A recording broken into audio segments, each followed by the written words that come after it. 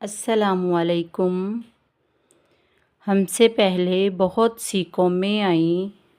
جب یہ لوگ برائی اور ظلم میں حد سے بڑھ گئے تو اللہ تعالیٰ نے ان کی طرف رہنمائی کے لیے نبی یا رسول بھیجے، لیکن ان بدبخت لوگوں نے نبیوں کو جھٹلایا اور ان کا مذاق اڑایا۔ آج میں آپ کو سورۃ الشمس کی تفصیل بتاؤں گی۔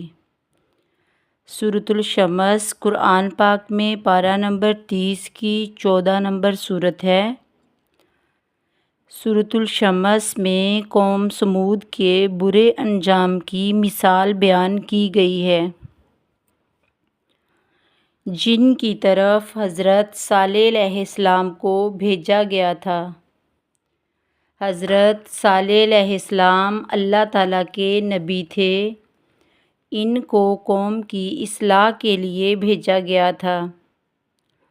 سمود ان کے کسی سردار کا نام تھا، جس وجہ سے انہیں قوم سمود کہا جاتا ہے۔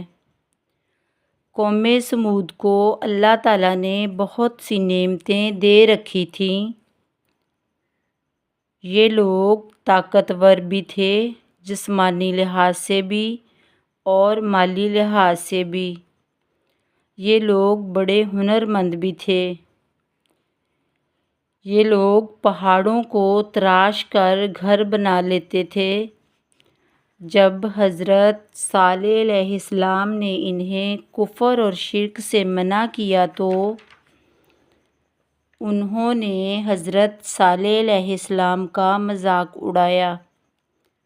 جو غریب لوگ حضرت صالح علیہ السلام پر ایمان لائے تھے، قوم سمود کے سرداروں نے ان سے کہا، کیا صالح علیہ السلام اللہ تعالیٰ کا سچا نبی ہے؟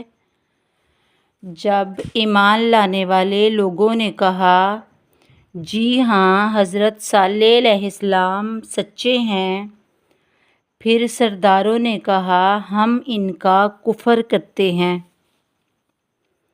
قوم سمود نے حضرت صالح علیہ السلام سے کہا، اگر آپ سچے ہیں تو اللہ تعالیٰ کا کوئی معجزہ لے آئیں۔ اللہ تعالیٰ نے حضرت صالح علیہ السلام کو ایک اونٹنی کا معجزہ عطا کیا، جو ان کی آنکھوں کے سامنے ایک پہاڑ سے نکلی۔ اس اونٹنی کا نام ناقۃ اللہ تھا، یعنی اللہ تعالیٰ کی اونٹنی۔ حضرت صالح علیہ السلام نے اپنی قوم سے کہا، اس کا خیال رکھنا، اس اونٹنی کو نقصان نہ پہنچانا، ورنہ اللہ تعالیٰ عذاب دے گا۔ یہ اونٹنی ان لوگوں کے لیے ایک آزمائش بن گئی۔ اس اونٹنی کی خوراک بہت زیادہ تھی اور یہ پانی بھی بہت زیادہ پیتی تھی۔ ایک دن قوم سمود کے باقی جانور پانی پیتے، اگلے دن ناقۃ اللہ اکیلی پانی پیتی۔ جس دن ناقۃ اللہ پانی پیتی، وہ چشمے کا سارا پانی پی جاتی۔ اب قوم سمود اس اونٹنی کی وجہ سے بہت پریشان تھی۔ قوم کے سرداروں نے حضرت صالح علیہ السلام کو جھٹلایا۔ ان میں سے ایک ظالم شخص نے اونٹنی کی ٹانگیں کاٹ دیں۔ اب متکبر سرداروں نے حضرت صالح علیہ السلام سے کہا، لے آؤ رب کا عذاب جس سے تم ہمیں ڈراتے تھے۔ پھر ان پر اللہ تعالیٰ کا عذاب آیا۔ زلزلے نے ان سب کو ہلاک کر کے رکھ دیا۔ سورۃ الشمس میں کامیابی اور ناکامی کے راستے بیان کیے گئے ہیں۔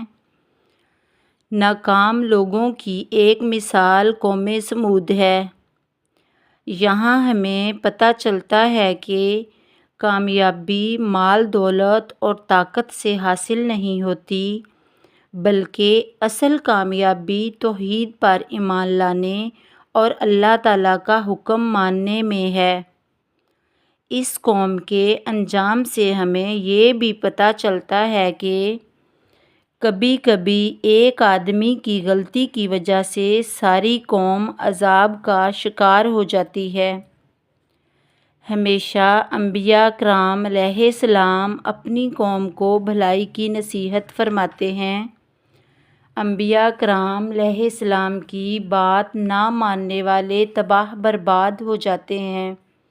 اگر چینل کو سبسکرائب نہیں کیا تو سبسکرائب کر دیں۔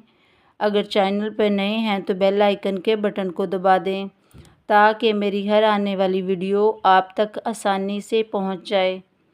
ویڈیو کو صدقہ جاریہ سمجھ کر شیئر کریں۔ خدا حافظ۔